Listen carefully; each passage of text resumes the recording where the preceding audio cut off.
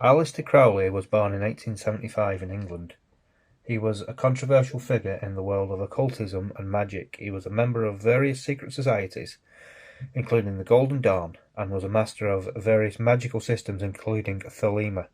Crowley's teachings on magic and alchemy and mysticism were influential in the development of modern occultism. Crowley was known for his drug use, sexual experimentation, and performance of ritual magic that included animal sacrifice and sexual acts. His controversial beliefs and practices led him to being kicked out of Italy by Mussolini, by the way. So that says a lot about that, doesn't it? In 1923, where he had been living at the time. His reputation as the most evil man in the world was cemented by his scandalous behaviour. Crowley claimed to be the reincarnation of several historical figures, including that involved in occultism and alchemy. These figures include Eliphas Levi, a French occultist and author who wrote extensively on magic and the occult. Levi's works had a profound impact on the development of occultism in the late 19th and early 20th centuries. Count Cogliastro, an Italian adventurer and self-proclaimed magician who became famous in the 18th century for his claims of possessing the elixir of life and the ability to transmute base metals into gold. Edward Kelly, an English alchemist and spirit medium who claimed to have received instructions from angels on how to create the Philosopher's Stone, a legendary substance that could turn base metals into gold.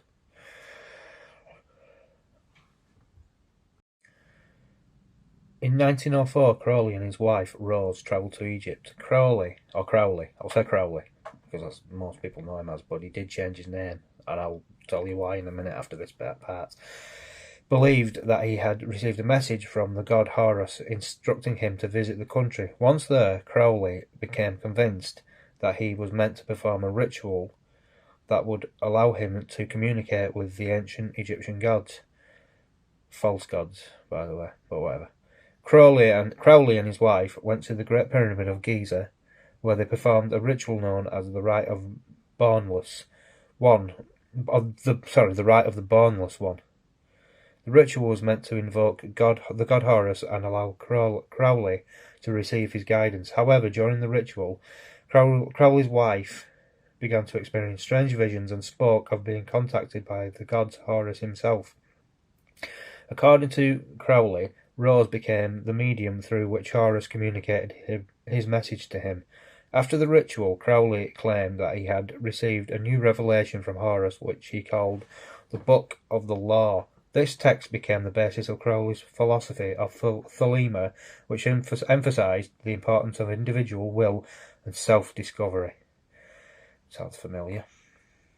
Crowley's experiences in Egypt and his claims of receiving messages from the ancient gods only added to his reputation as a controversial figure in the world of occultism. While some believe in his claims of spiritual enlightenment, others saw him as a dangerous and delusional figure who dabbled in dangerous practices. Okay, so the Babylon Workings was a ritual that was performed by Jack Parsons, a rocket scientist and occultist, and L. Ron Hubbard, the founder of the Church of Scientology, under the guidance of Alister Crowley. The ritual was designed to manifest a physical incarnation of the goddess Babylon, that's Babalon, who Crowley believed would usher in the new age of enlightenment. Depends on what your idea of enlightenment is, really, doesn't it? According to Crowley's teachings, Babylon, it's probably Baal, isn't it, really, I think, was a goddess of sex, death, and rebirth, and was associated with the planet Venus. Crowley believed that Babylon represented a force of change and liberation, and that her arrival on the earth would bring a new era of spiritual and social transformation. Oh great, look at the world now, where... Anyway, the Babylon working ritual was performed over several weeks and involved the use of sex magic and other forms of ritualistic practices. Parsons and Hubbard believed that they were creating a magical child, and magic is spelled M-A-G-I-C-K-A-L. That's the way they would spell it. Who will embody the spirit of Babylon and serve as the catalyst for the coming of the new age. The origins of Babylon working can be tracked back to Crowley's own work with the goddess of Babylon, which he had written about extensively in his writings on Thelema. Parsons and Hubbard were both followers of Crowley's teachings, and saw that Babylon working was an opportunity to take their own spiritual practices to the next level.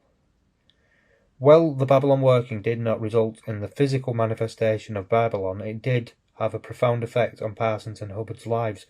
Parsons became increasingly obsessed with the idea of Babylon and eventually died in a mysterious explosion in his laboratory, while Hubbard went on to found the Church of Scientology and become a controversial figure in his own right. Alister Crowley's influence on pop culture has been far-reaching and long-lasting. His ideas and practices have been referenced in countless books, movies, songs, and other forms of media.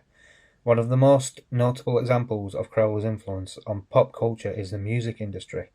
Many musicians, from the Beatles to David Bowie to Led Zeppelin, have referenced Crowley's teachings in their lyrics and the album artwork. In fact, Led Zeppelin's guitarist Jimmy Page was a devout follower of Crowley and even purchased his former residence in Boleskine House on the shores of Loch Ness, Scotland. That's, wait a minute. Boleskine, I think that's how you say it. Boleskine House. Crowley's influence can also be seen in the world of film, particularly in the horror genre. Filmmakers such as Kenneth Anger and Alejandro, I don't know how you say that name, I'm going to butcher it. Alejandro, I'll spell it Alejandro Jodorowsky. Sorry, I don't know how you say it, I don't have a clue. Have cited Crowley as an inspiration, and his ideas and symbols have been used in films such as Rosemary's Baby and The Ninth Gate. In literature, Crowley's work has influenced countless writers, particularly those in horror and fantasy genres, and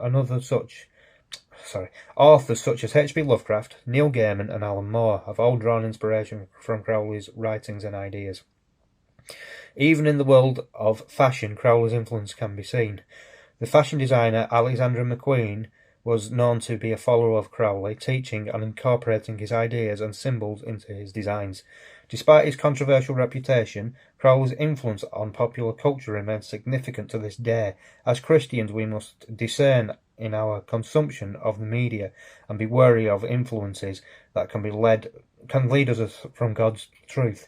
Let us seek to follow the teachings of Jesus and his truth and his plan for our lives. Now, some of you won't like that. I've added that bit at the end, but that's my belief. If you don't agree with me, that's up to you. I don't demand anybody agrees with me. I'm not one of these people that needs to be agreed with to feel like, well, I don't know. I don't need it anyway. You can believe what you want, and I'll believe what I want, and we can find, a way to get along, then good. But I don't need to be agreed with. I don't know about anybody else. So I just wanted to say that, because some people might get annoyed about it. Well, why are you mentioning that? Well, why shouldn't I? A coin has two sides, doesn't it? Anyway, I've got a little bit more to read anyway, so just give me a second. Anyway, that's the video, so I can do more like this if you want me to. Just let me know in the comment section. And I was actually going to put a prayer at the end, but I've changed my mind because the phone keeps turning itself off halfway through me doing it. If you want me to do that another day, I'll do it in a separate video. Spiritual warfare prayer. I'll find the best one I can. But other than that, if you got this far, thanks for watching. Let me know what you think in the comment section, and if you want to give me a thumbs up, then do. I'm sorry if it dragged on a little bit. I'm trying to make longer videos. I'm trying to make them more interesting, so hopefully it was. If it wasn't, then I apologise. Sorry for wasting your time if you do feel like that. But if you liked it, let me know anyway. You could let me know if you didn't as well. I mean, if you tell me what you didn't like about it, maybe I can do better next time. Anyway, thanks for watching, and bye for now. Bye.